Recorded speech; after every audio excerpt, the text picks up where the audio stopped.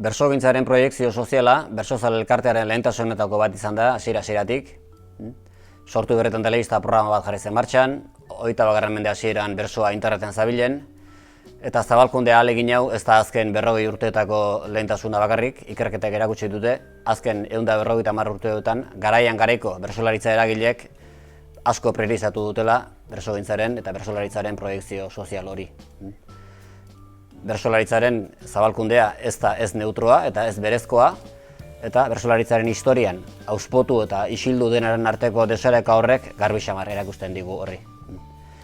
Bersozale elkarteren ekarpenetako bat izan da, hain zuzen, zabalkunde eta proiektzio sozial hori oinarri eta irizpide adostu eta esplizitatuen gainean egitea,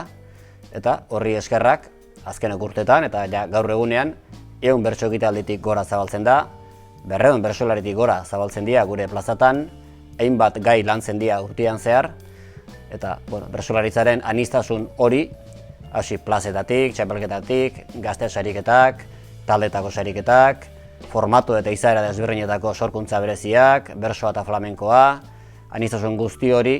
jaso eta zabaltzen da Bersozale elkartearen ahaleginari esker.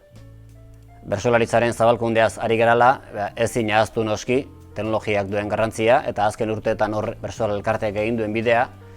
eta aurrera begira ere, erronka nagusia izango litzake, batetik teknologia ikuspegitik gaur egungo eta etorkizuneko zabalkunde baliebide eta aukeretara egokitzea, eta bestetik azken gogoetatako